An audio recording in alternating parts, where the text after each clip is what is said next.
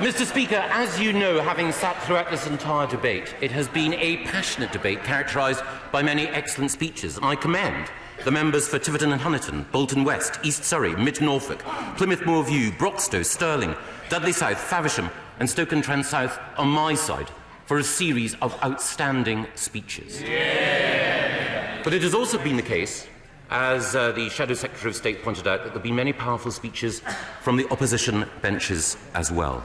And I too, like him, want to pay particular tribute to the members for Warrington North, Gedling, Ilford North and Birmingham Hodge Hill for moving and passionate speeches. Their constituencies are lucky to have them as advocates for their concerns and their needs. But perhaps the bravest and the finest speech that came from the opposition benches was given by the member for Barrow in Furness.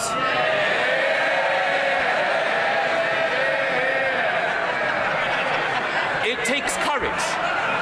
It takes courage, and he has it, having been elected on a Labour mandate, representing working-class people, to say that the leader of the party that you joined as a boy is not fit to be Prime Minister. He speaks for his constituents. He speaks for the country. And that takes me to the speech from the Shadow Secretary of State. He spoke well. But I felt he did not rise to the level of events.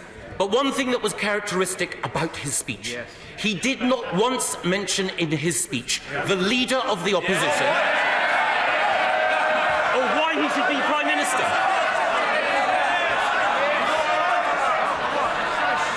Now, he doesn't want him to be Prime Minister. I have a lot of time for the honourable member. We have several things in common. He's lost weight recently. Sorry, we've both lost weight recently, I should say. Him much more so. We're both friends of Israel. Him much more so. And we both recognise that the member for Islington North is about the worst possible person to lead the Labour Party. Him much more so. Now, as well as great speeches from the backbenches, we also had some interesting speeches from the front benches.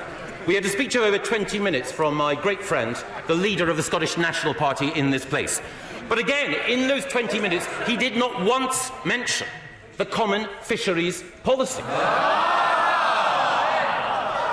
I think everyone in Scotland who recognises the potential to free ourselves from the common fisheries policy which Brexit provides will note that in 20 minutes of precious parliamentary time, the SNP didn't mention them, aren't interested in them, and as far as the fishing people of Scotland are concerned, the SNP have literally nothing to say.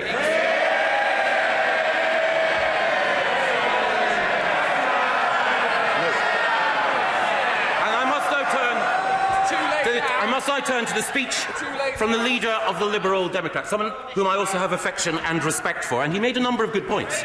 But he also said that he regretted the referendum.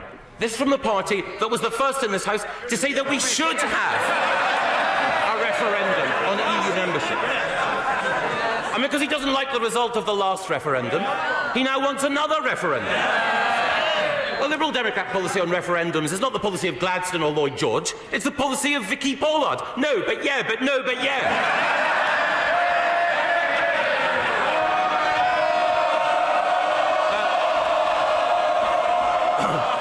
I should also commend the speech given by the leader of the Democratic Unionist Party. He explained that he had been inundated with text messages today from people who were saying, please, please, please, people in this House, please, please, please back the government tonight. And some of those text messages had even come from Conservatives. And I think, critically, when we think about confidence in this country and in this government, there is a daily vote of confidence which is being executed by the individuals investing in this country, creating jobs and opportunity for all our citizens. Under this government, this country remains the most successful country for foreign direct investment of any country in Europe, with more than £1.3 billion being invested in the last year. That is why Forbes magazine says that this country is the best destination for new jobs in the world.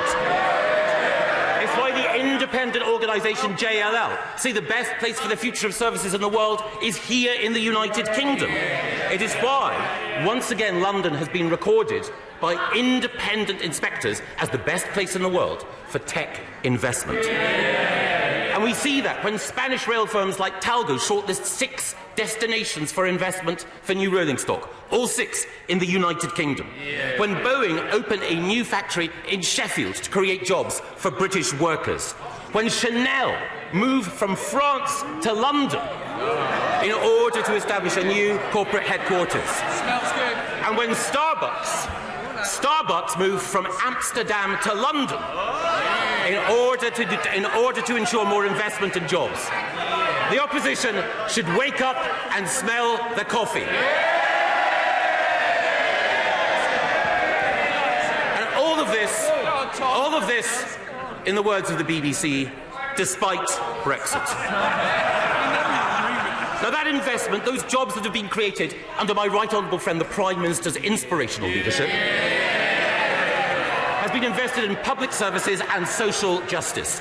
As we heard from the member for Dudley South and Bexhill in Battle, 1.9 million more children in good and outstanding schools. It is also the case that the gap between the poorest and the richest in our schools has narrowed under this Conservative government.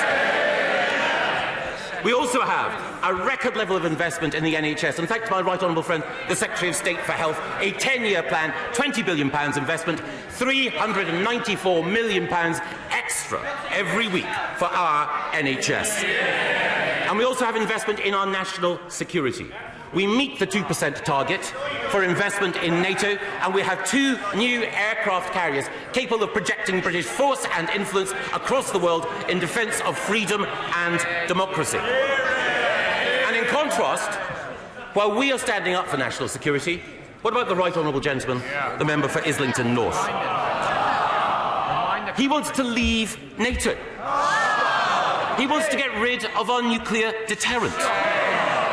And recently in a speech he said, why do countries boast about the size of their armies? That is quite wrong.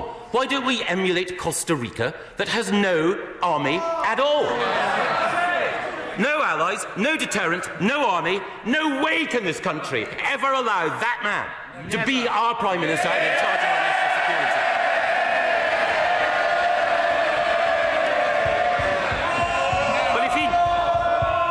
But if he can't support our fighting men and women, no.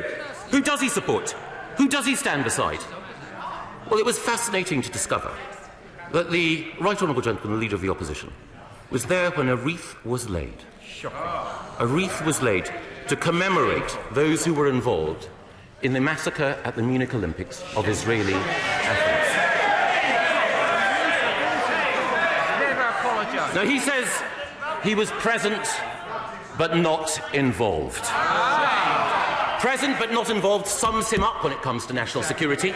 When this House voted to bomb the fascists of ISIS after an inspirational speech by the member for Leeds Central, in which 66 people, including the Shadow Secretary of State, voted with this government in order to defeat fascism, I'm afraid that the honourable gentleman, the Leader of the Opposition, was not with us. In fighting fascism, he was present but not involved. And similarly, when this House voted to take the action necessary, when Vladimir Putin executed an act of terrorism on our soil, there were many Labour members, many good Labour members, who stood up to support what we were doing, but not the right honourable gentleman when we were fighting Vladimir. Point of order, Daniel Rennie. If it is a genuine point of order.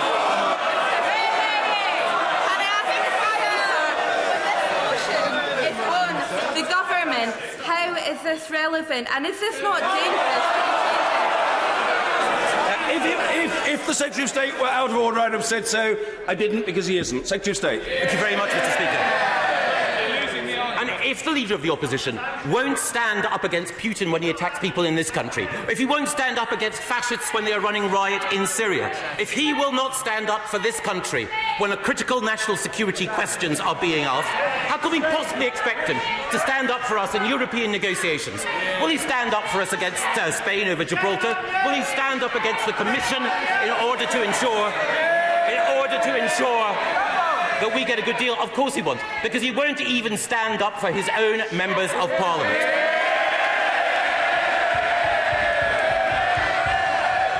Why is it that a Labour Member of Parliament needs armed protection at her own party conference? Why is it that nearly half of female Labour MPs wrote to the Leader of the Opposition to say that he was not standing up against the vilification and the abuse that they received online, which was being carried out in his name? If he cannot protect his own Members of Parliament, if he cannot protect the proud traditions of the Labour Party, how can he possibly protect this country? We cannot have confidence in him to lead. We have confidence in this government, which is why I commend this motion. Order! Under the order of the House!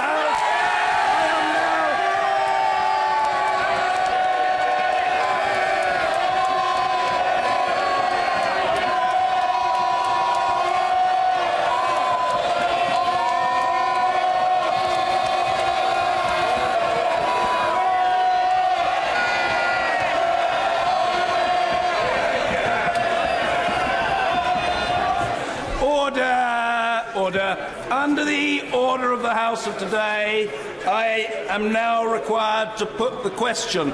The question is that this House has no confidence in Her Majesty's government. As many as are of that opinion, say aye. Aye. Of the contrary, no. No.